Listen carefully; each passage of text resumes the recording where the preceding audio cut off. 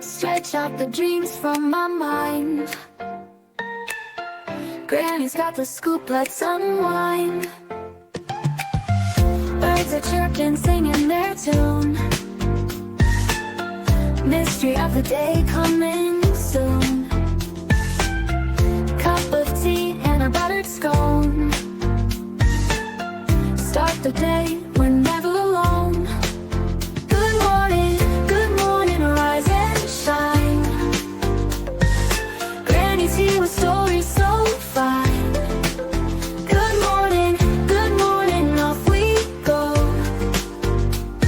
To greet the world with a happy glow.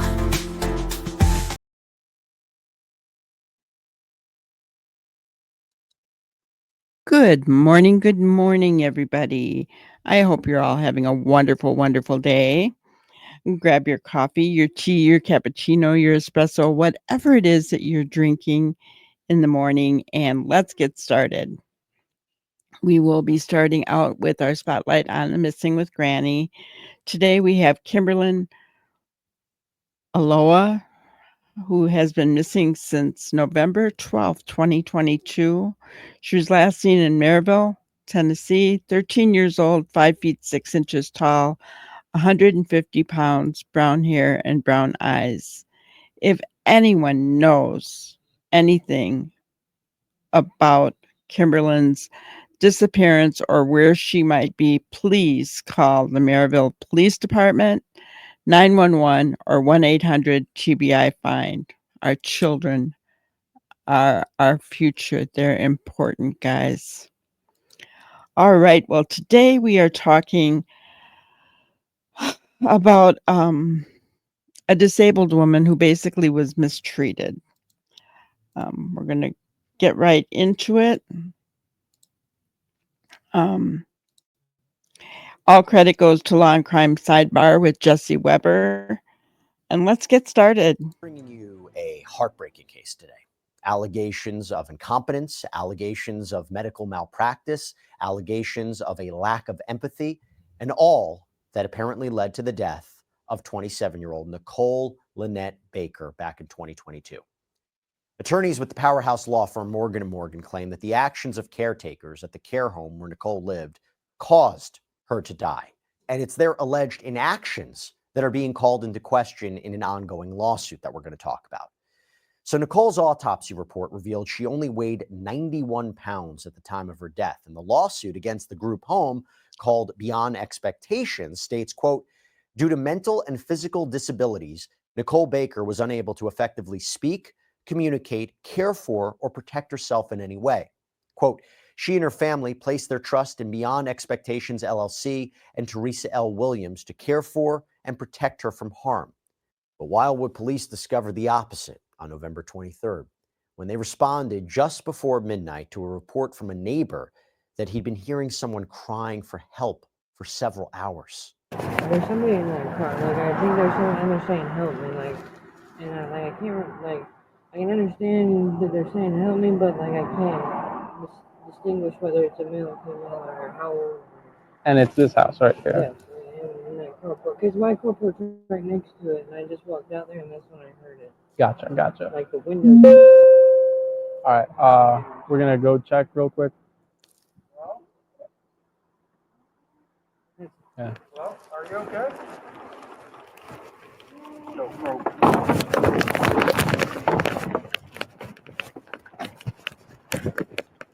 449 Sumter, send back up. The other officer's body cam gives us a better angle of what the officer saw through that fence. Hello?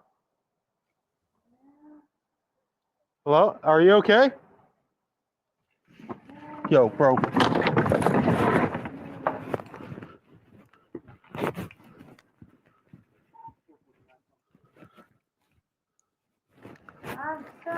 Yep. 428 Sumter. We have a female tied up in the back of this residence. Hello, are you okay? Are you okay? I need to go see the hospital. Are you okay? Uh, All right, I'm cutting her off. Damn it, so.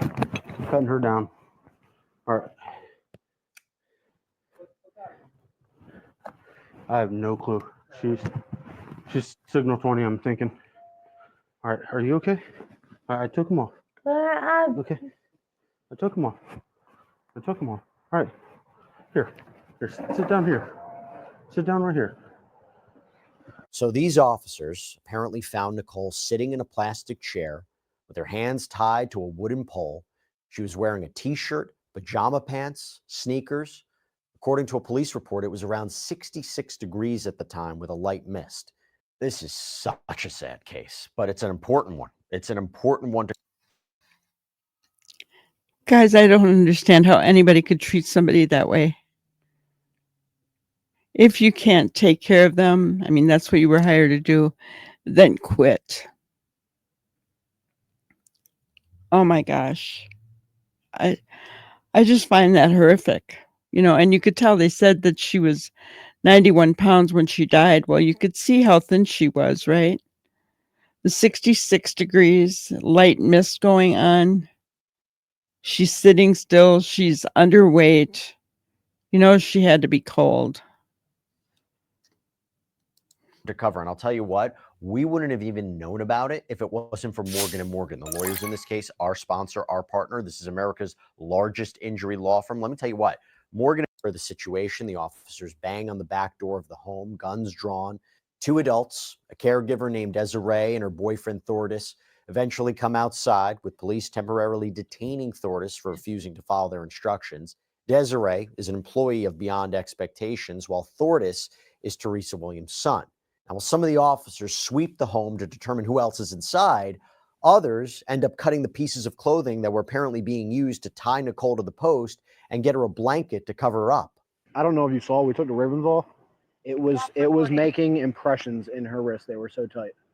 And they were knotted, like the first one was 2 knots on this hand. The second one was 3 knots. And then there was like 4 knots on this hand. Did we get pictures of her wrist? Yeah. Her wrist where the ribbons were is smaller than her actual. It like made an impression. It was so tight. And she's skin and bone, so it's 66 degrees out. Dude, she's freezing. And they quickly realize that getting information about what's going on, it's going to be difficult. Nicole's speech is jumbled. She seems confused. And Desiree won't talk until her boss, Teresa, gets there. Do you know your name, sweetie? Nicole, Nicole? How long have you been out here? my friends are going outside. Your friends are coming outside? Yeah. Who's your friends?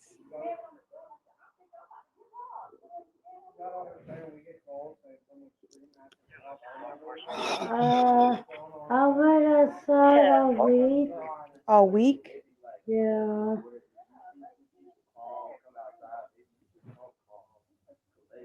Do you want to take me to the hospital? We're going to have a doctor take a look at you. Make sure you're okay. Okay? I want something. I know you do. What's on your wrist, Nicole? Huh? What's on your wrist? I'm taking it out. No, you can leave it. Who put those there? I don't know. You don't know?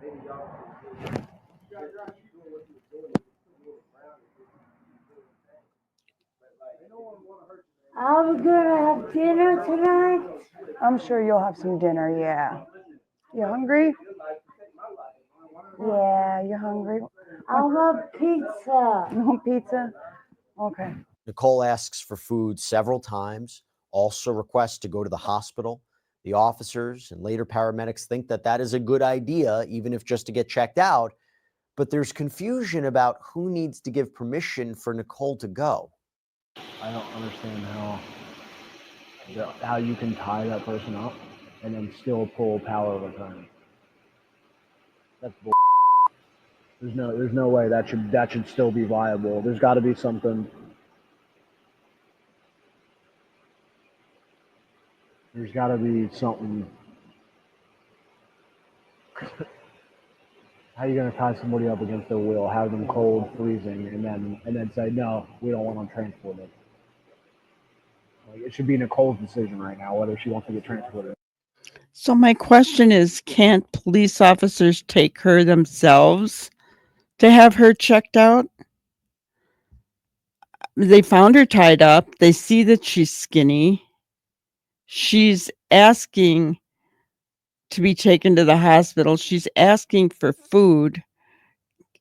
Why can't they do it without anybody's permission? Is there something I'm not aware of in these kinds of situations? I don't know. Let me know, guys. And she wants to go, and I don't blame her. I don't want to leave her here. So Teresa eventually arrives on scene and seems confused about why the home would be surrounded by police. I don't know what all the workers ecology told you so far, but pretty much we got someone in the area hearing someone yell for help. Okay. And when we got here, they were able to see that there was a resident tied up in this carport back here, behind the back on a chair with no one supervising her, just tied up. Okay. Well, that sometimes we have several people in the house that if there's any occasions, they have to try to protect the ones that's safe. Now, I'm not sure which person it might be, but it's a possibility that we do have one that does hit, and she will run away. So sometimes they restrain her, but I don't think that it's. Well, I mean, this isn't medical restraints. This is like a piece of fabric, like a cloth, tied to behind the back to a metal chair in an open carport. There's nothing medical about that whatsoever. Well, if she's one, if this is the one, Nicole, we have a client that live here. Nicole, she often get away, so she will fight, she will hit, and for her safety, sometimes they do restrain her. So, and we do have orders. I don't care if she fights, if she hits. I do not care. Tying her to a chair, to a pole in a carport in the middle of the night when it's 66 degrees out and it's misting, that's abuse, in my opinion. There's no, like the officer said, there's no medical reason to tie her up that way. From the doctor. So Desiree explains to an officer that there are 4 other patients who also live in the home. And she apparently was outside with all of them when Nicole reportedly became aggressive and out of control. So she ended up apparently tying her up to the chair while she got the other patients inside and helped them go to bed. And she claims Nicole was only out there for about 30 minutes. So Teresa gets a binder from inside the home that she says contains all of Nicole's paperwork. The officers, they continue to question how it can be acceptable to tie someone, anyone, up outside at nearly midnight. What's the owner's name? Teresa. Do you have that power of attorney stuff? You have the power of attorney stuff on you? You mind if I take a look at it? The power of attorney stuff? You have power of attorney, right? No, we don't have. There's no power of attorney. There's no power of attorney? Yes, she's competent in her notes. She's competent. Not unusual sometimes for her to scream for 4, 5, 6, 8 hours. But after a certain amount of medicine, we could only give her. She only has an order for a certain amount of medicine for anxiety within a certain amount of time. So when she's having these behaviors, it's not like we have authorization to just give her this medication. So the only other offense we have is to separate her. And if she's throwing, or if she's hitting, or if she's biting, then we have to restrain her. And it's not so much for just for her, it's for everybody's safety. And that's what she was doing. When they have behaviors, we have orders to restrain them. So is there orders that say that she's to be carried outside on a wood pillar? Well, To a it's not. chair? It doesn't say a specification to a wood pillar outside in a chair. But wherever the situation is, if that's where the option was, I'm pretty then sure that a doctor's not going to write an order to tie somebody up outside.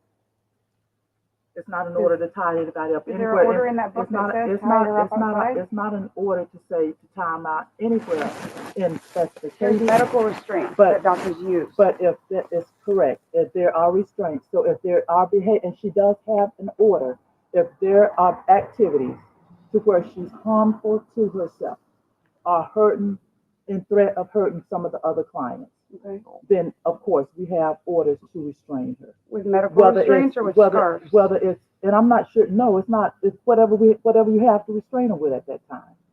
You know. And I'm not being difficult.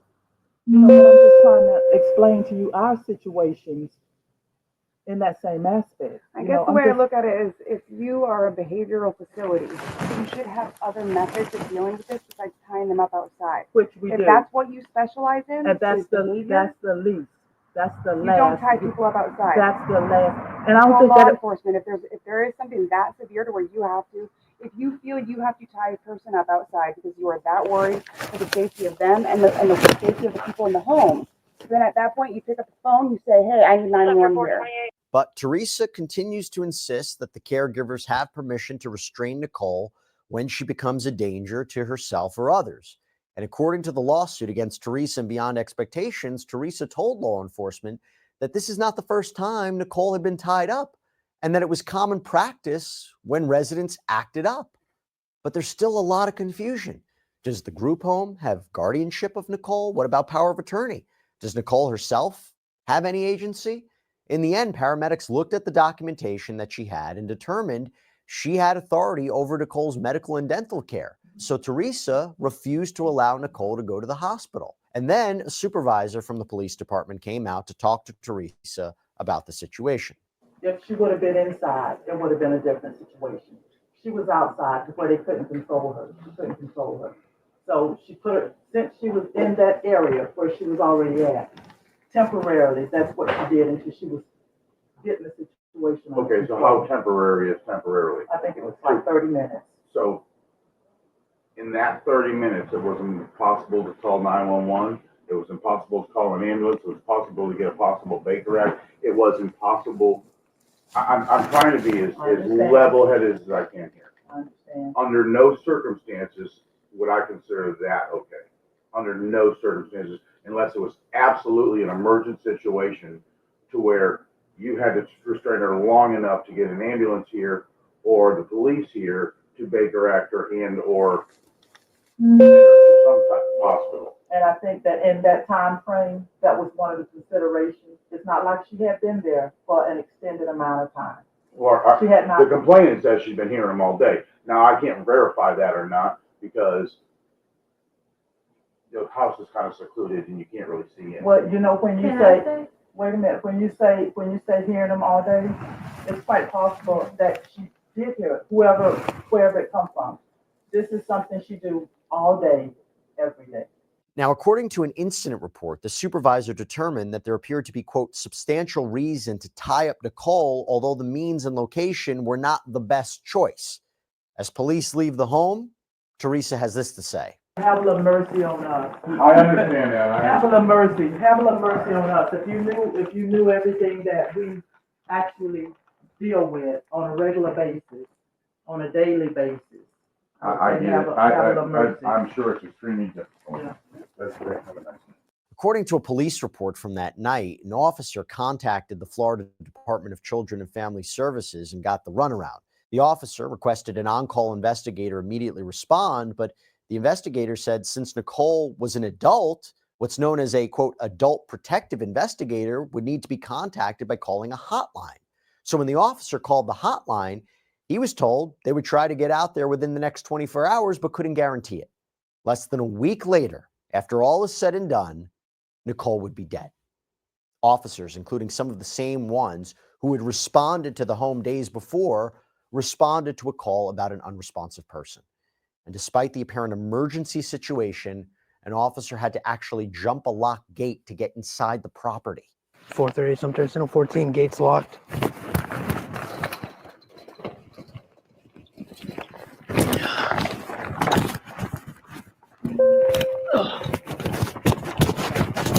you have a history of using any kind of drugs?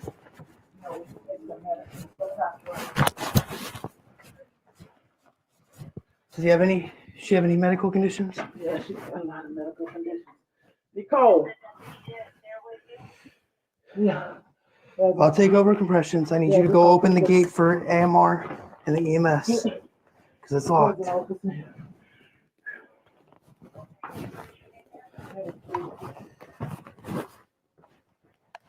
That's 10-4 on 10-12. Starting compressions. Going back to the lawsuit against Teresa and Beyond Expectations, it reads, on or about November 28th, 2022, Teresa L. Williams called 911 because Nicole was unresponsive. She claimed she had moved Nicole from the bed to the floor, had checked on her not too long before law enforcement's arrival. EMS providers were able to determine that Nicole had been dead for some time prior to the call. Do we have any known history of drug use or abuse of medications with her? No, she just has a long Medical history and a long-term use of medications because of the history that she has. But no abuse? No abuse. Okay. Do we know if she has control of her own meds? No, they're dispensed to her by the caretakers. So the same police supervisor speaks with Teresa again after Nicole is found dead. And Teresa tells him that the Department of Children and Families investigator came out, checked everything out, apparently finding nothing was wrong. So the investigator himself actually came out within 24 hours after the police department came out on Thursday. So that's where we were with that. Okay, so they didn't suggest that she go to the hospital and get checked out? No, not to my knowledge. They didn't tell that to me. Okay, did you tell them you had a power attorney and said no? No, I did not tell them I had a power attorney. Matter to the fact, I explained all of that to them. What we have is this right here. They took pictures of what I have. They was asking me about guardianship. I told them that I did not have guardianship over Nicole because Nicole on her plan of care. This is what we have from our state office for Nicole. The only issue I see right now is if in fact, because it was my understanding, and I may be wrong, it was my understanding that EMS was told them that they're not allowed to take her to the hospital. It was my understanding. And if that's the case, and I can easily go back and look at all the videos. If that's the case, then we're going to have an issue. If it's not the case, then I don't see that we're going to have an issue. Only because any kind of medical intervention between that night and today may have changed things, maybe not. I don't know. I don't know. We don't even know what she died of. Exactly. So, but that's where we stand. We're going to have to obviously call DCF again and let them roll in a little deeper. But the lawsuit takes into question what Teresa apparently told police on the day that Nicole died, because the complaint reads, however, this time when speaking with law enforcement, Teresa L. Williams said placing Nicole in a chair outside is not a common practice, and that the incident on November 23rd, 2023 was the first and only time that had happened. There were numerous inconsistencies and contradictory statements by Teresa L. Williams throughout her interaction with law enforcement. Now, an autopsy later confirmed that Nicole died of combined drug toxicity, meaning she was given too much medication and overdosed. And in what may be the most heartbreaking part of this, it is laid out in the complaint that neither Teresa L. Williams nor any other staff member of Beyond Expectations LLC ever notified Nicole's family of her passing. Instead, they had to learn of this tragic incident from the funeral home. So the lawsuit lays out 5 causes of action that they're suing under: medical malpractice, wrongful death against Beyond Expectations LLC, medical malpractice, wrongful death against Teresa L. Williams, civil false imprisonment against Beyond Expectations LLC, abuse, neglect, and exploitation of a vulnerable adult against Beyond Expectations LLC through its employees, and then abuse, neglect, and exploitation of a vulnerable adult against Teresa L. Williams. Okay, so I'm joined right now by Samantha Spandau, the attorney from Morgan, who is handling this case. So, guys, that's all I'm going to play for that part of it. Overdosed. she would not have done that to herself. Seems like there was abuse going on in this home. You don't tie a disabled person out on a plastic chair tied to a post, 66 degrees weather when it's misting outside. That just should not be happening. I'm glad that these people have been charged. I hope that,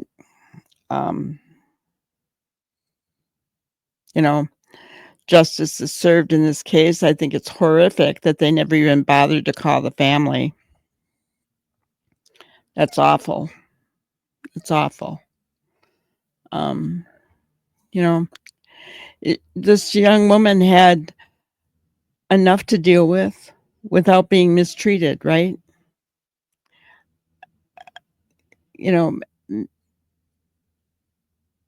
They should have, if they could not deal with her behavior, then they should have asked somebody to take care of it for them. Yes, if that means a loss of money, whatever. But I hate to think that we have people in these kinds of care situations that are not being properly taken care of, and you hear it all the time. And this shouldn't be happening. Very sad. All right, that's all I have for today, guys. Please hit the like button on your way out. Subscribe and change the notification bell to all so that you are notified when we do go live, which is most nights about 5 p.m. Central Time. We're building a great community, one that's drama-free, and we'd love to have you with us. Thank you so much and have a wonderful, wonderful day. Thank you for watching another episode of Granny's Crime Busters. We really appreciate each and every one of you. Don't forget to subscribe and like and even share the content. You can follow us on any of our other social media platforms at YouTube, Twitter, Instagram, Facebook, and TikTok. We really appreciate you guys, and you can also email us at grannyscrimebusters@gmail.com. Thank you so much, and we will see you on the next one. Thanks, guys.